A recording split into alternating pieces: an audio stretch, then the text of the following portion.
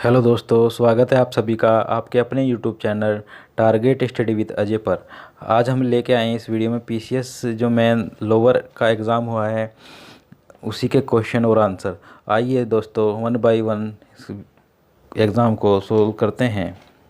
तो ये सामान्य ज्ञान का या जनरल नॉलेज वाला एग्ज़ाम दिया है, पार्ट 2। हाँ, इसका जो 25 क्वेश्चन है वो मैथ्स के हैं, वो बाद में सोल्व कर देंगे हम। ये 26 क्वेश्चन देख लेते हैं 26 से। हाँ जी, तो पहला हमारा तो ये पहला ही क्वेश्चन माना जाएगा एक तरह से देखें तो। हाँ जी, आपकी कक्षा में आपके बगल में बैठा आपका एक सबसे अच्छा दोस्त अचानक बीमार पड़ जाता है, उसे तेज़ बुखार है और सांस लेने में भी दिक्कत है, तो आप क्या करेंगे? तो हम डायरेक्ट ऑप्शन बता रहे हैं, तो ऑप्शन बी, स्कूल के अधिकारियों को सूचित करते हैं ताकि तत्काल उपाय किए जा सके और उसके जो माता पिता को भी सूचित कर देंगे। आगे चलते हैं, प्रश्न नंबर 27।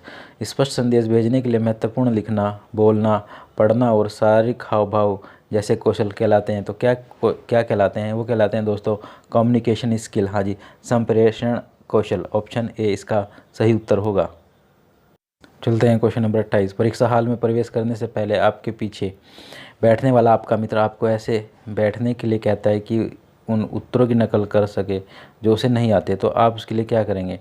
तो डॉक्टर इसमें ऑप्शन बी होगा, अपने दोस्त को विनम्रता से बताएंगे कि आप मदद नहीं कर पाएंगे क्योंकि आपको पकड़े जाने और दंडित होने का डर है। नेक्स्ट क्वेश्चन है क्वेश्चन नंबर 29।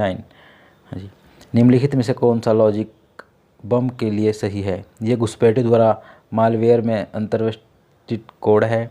इसे निश्चित फाइल की उपस्थिति अनुपस्थिति द्वारा अथवा विशिष्ट तारीख समय पर ट्रिगर किया जा सकता है।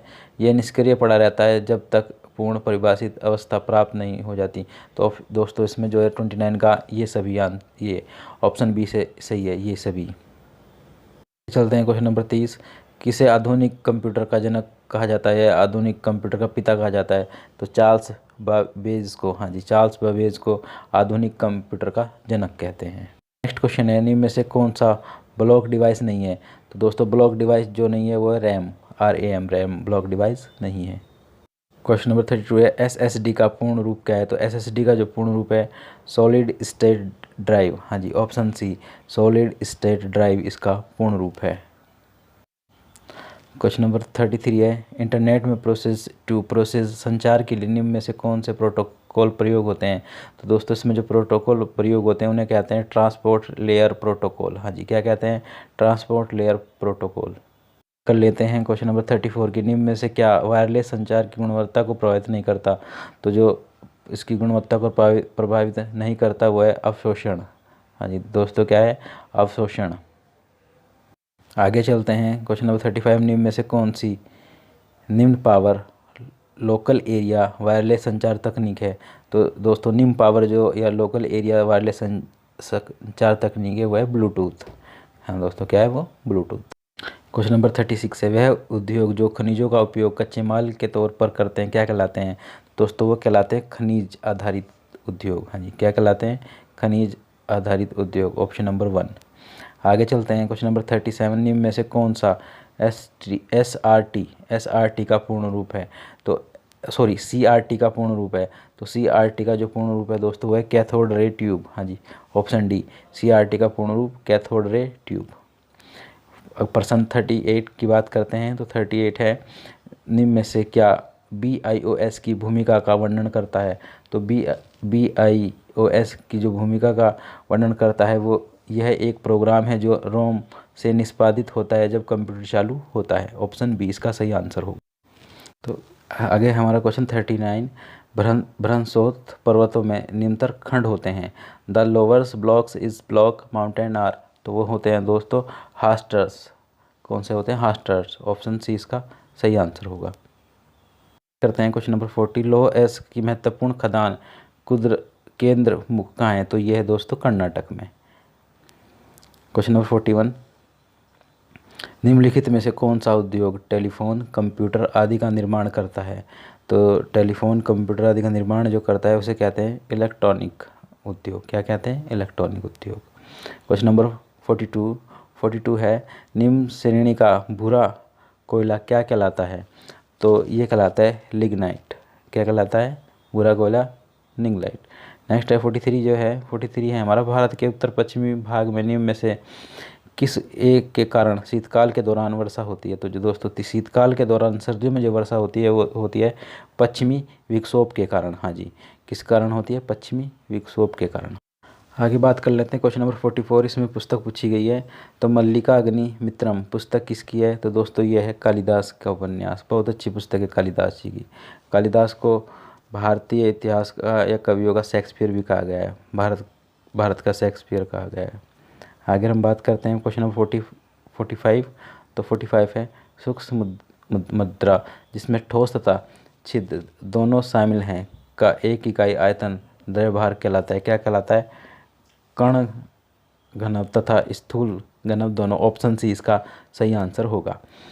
आगे चलते हैं 46 जो हमारा क्वेश्चन है 46। निम्न में से किन चट्टानों के स्तरों में खनिज निष्पेषित तथा संचित होते हैं? तो वो होती हैं दोस्तों अवसादी चट्टानें। कौन सी होती हैं? अवसादी चट्टानें। क्वेश्चन नंबर 47 है, 47 की बात कर लेते हैं। देशांतर की आबादी की संख्या विस्तार और संयोजन को बदल देता है। तो ये इसका जो सही आंसर होगा आगमन के क्षेत्र। हाँ जी, देशांतरण आगमन के क्षेत्र की आबादी की संख्या विस्तार संयोजन को बदल देता है। बात कर लेते हैं क्वेश्चन नंबर 48। लंदन से इंडियन सोशियोलॉजिस्ट का प्रकाशन किसके द्वारा किया गया था? तो ये प्रकाशन किया गया था श्यामजी कृष्ण वर्मा के द्वारा। हाँ जी, लंदन से।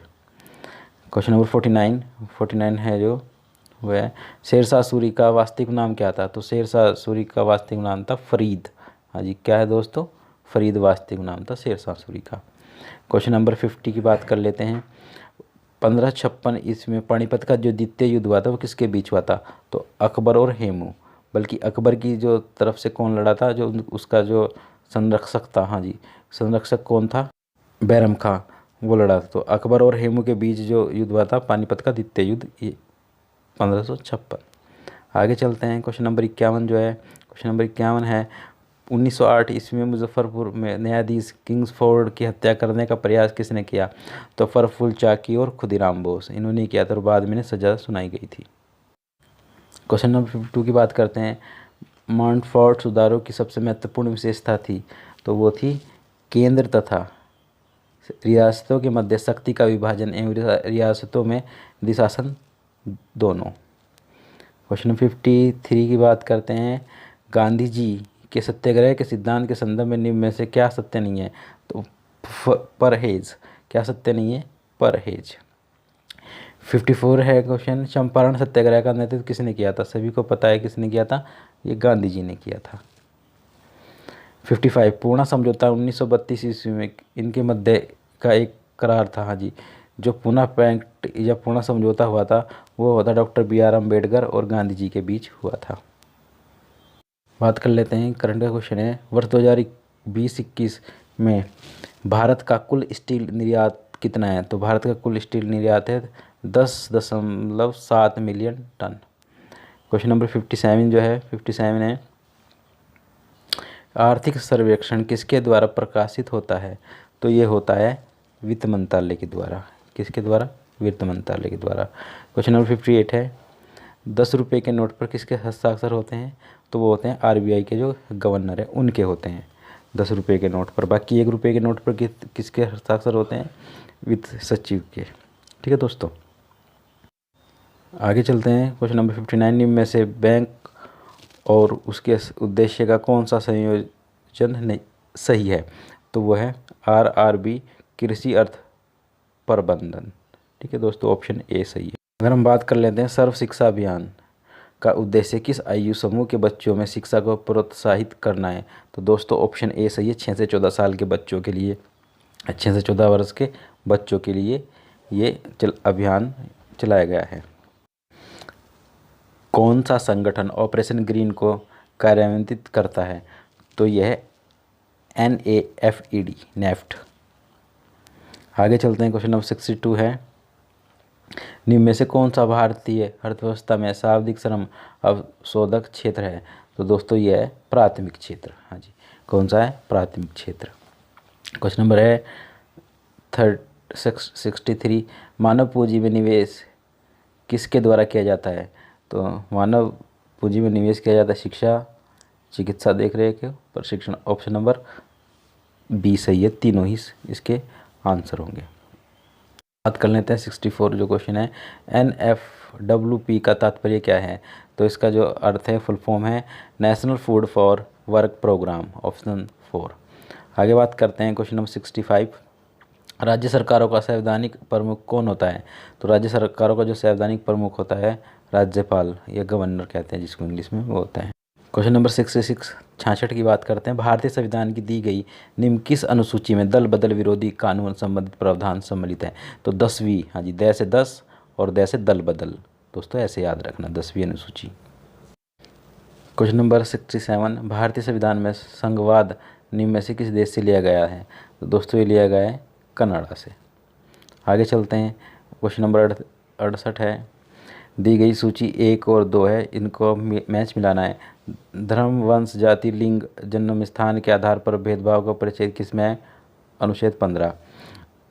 कारखानों में बालकों के नियोजन का जो प्रतिषेध है वो, अगर हम बात करें 17 को हम किससे मिला लेंगे? ऑप्शन डी से। और इसी के इस तहत हम नीचे आ जाते हैं। नीचे जब आ जाते हैं तो ऑप्शन क्या होगा? ऑप्शन हमारा होगा बी ऑप्शन होगा। बी क्यों होगा? क्योंकि जो बी में बी का 3 है वो सबसे अलग कर रहा है। बात कर लेते हैं संविधान सभा का प्रथम अधिवेशन कब हुआ? तो प्रथम अधिवेशन हुआ 9 दिसंबर 1946 को, ठीक है दोस्तों। और दूसरा जब हुआ, दूसरा हुआ 11 को और तीसरा हुआ 13 को, तो 2-2 दिन बाद होते रहे। बात कर लेते हैं क्वेश्चन नंबर 70 जो है, भारतीय संविधान की प्रस्तावना का मूल उद्देश्य सुरक्षित रहता है। कहाँ सुरक्षित रहता है? तो सभी व्यक्तियों के मौलिक अधिकारों को सुरक्षित करना। यह दोस्तों इसमें थोड़ा कन्फ्यूज़न है, व्यक्ति की गरिमा तथा राष्ट्र की अखंडता तथा एकता को खंडित करना, ऑप्शन 4। देखें तो आंसर क्या होगा? ऑप्शन 4 इसका सही होगा।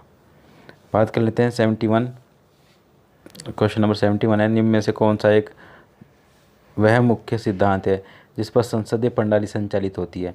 तो दोस्तों वह है कार्यपालिका का विधायिका के प्रति उत्तरदायित्व, ऑप्शन नंबर 1 इसका सही आंसर होगा। बात कर लेते हैं प्रश्न नंबर 72 की, भारत जैसे देशों के लिए उपयुक्त संघवाद का श्रेष्ठ स्वरूप है?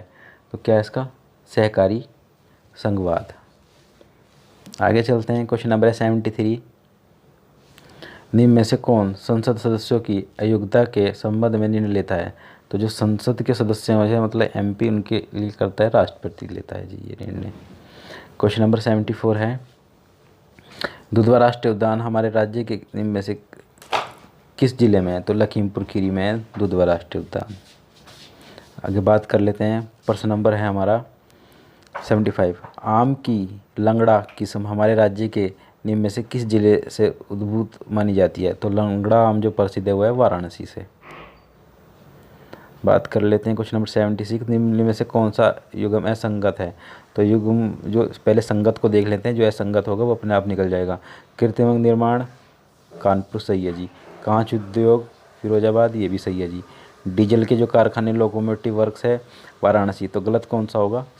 ऑप्शन सी इसमें गलत होगा, असंगत होगा। ये बात करते हैं 77 की, तो प्रश्न नंबर 77 है, जनसंख्या 2011 के अनुसार राज्य के शाब्दिक और न्यूनतम जनसंख्या वाले जिले क्रम से कौन से हैं? तो शाब्दिक देखेंगे तो इलाहाबाद सबसे शाब्दिक है डी में, और जब इलाहाबाद है तो महोबा अपने आप खुद सबसे कम में होगा, तो ऑप्शन डी इसका सही आंसर होगा। क्वेश्चन नंबर 78 है, फयाज खान द्वारा स्थापित रंगीला घराना किस स्थान पर स्थित है?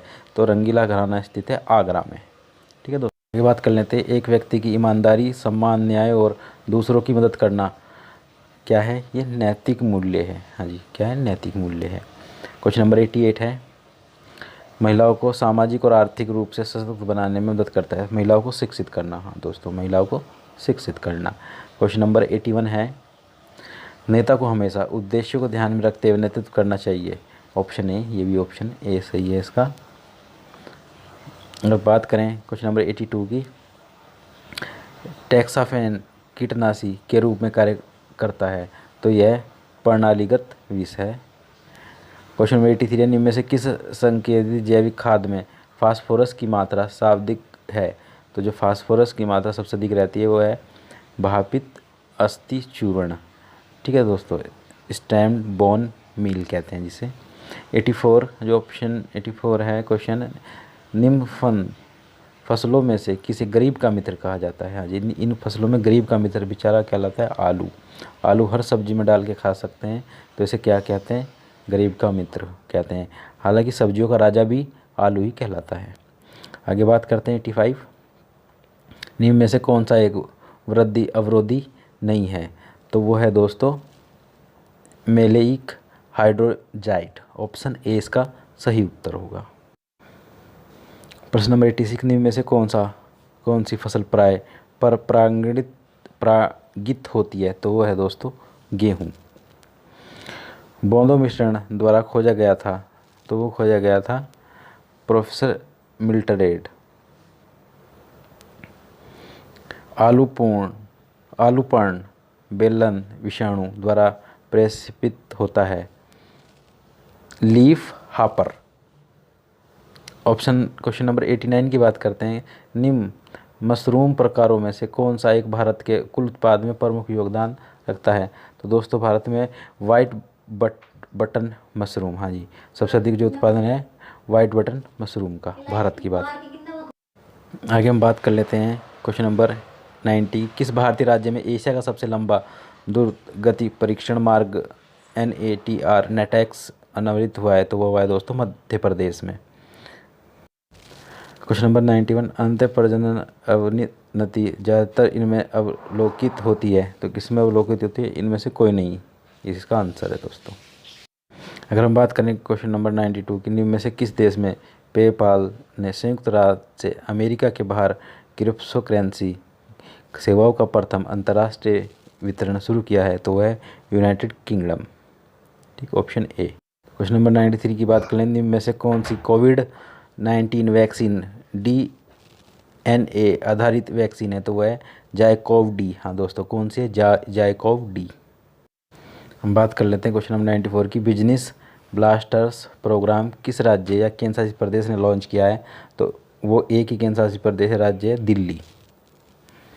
क्वेश्चन नंबर 95 की बात करते हैं, तो क्वेश्चन नंबर 95 है, किस राज्य में राष्ट्रीय राजमार्ग पर IAF एयरक्राफ्ट के लिए भारत की सर्वप्रथम आपातकालीन लैंडिंग सुविधा निर्मित हुई है? तो वो है दोस्तों उत्तर प्रदेश। क्वेश्चन नंबर 96 है, सुजलम एक 100 दिवसीय अभियान किस मंत्रालय ने शुरू किया है? तो ये शुरू किया है जल शक्ति मंत्रालय ने। क्वेश्चन नंबर है 97, विश्व रोगी सुरक्षा दिवस कब मनाते हैं? तो विश्व रोगी सुरक्षा दिवस मनाते हैं दोस्तों 17 सितंबर को। ठीक है। क्वेश्चन नंबर 98, 13वें ब्रिक्स शिखर सम्मेलन की वर्चुअल अध्यक्षता किसने की? तो की हमारे प्रधानमंत्री नरेंद्र मोदी ने। आगे बात कर लेते हैं, प्रतिष्ठित 10 ईयर दुबई गोल्डन वीज़ा प्राप्त करने वाला विश्व में प्रथम प्रोफेशनल गोल्फर कौन बन गया है? तो भारत का है जीव मिल्खा सिंह। हाँ जी, ऑप्शन सी इसका सही आंसर है, जीव मिल्खा सिंह। हमारा आज का ये फाइनल क्वेश्चन है दोस्तों, क्वेश्चन नंबर 100, पैरालंपिक में 2 पदक जीतने वाली प्रथम भारतीय महिला कौन बन गई है? तो जो प्रथम भारतीय महिला बनी है 2 पदक जीतने वाली, वो बनी है अवनी लेखारा। हाँ जी, कौन बनी है दोस्तों? अवनी लेखारा। ठीक है दोस्तों, अगर आपको हमारी ये वीडियो पसंद आई हो, हमारी इस वीडियो को लाइक और शेयर करना बिल्कुल ना भूलें। Watching for my video, thank you for everyone. आपका दिन शुभ हो।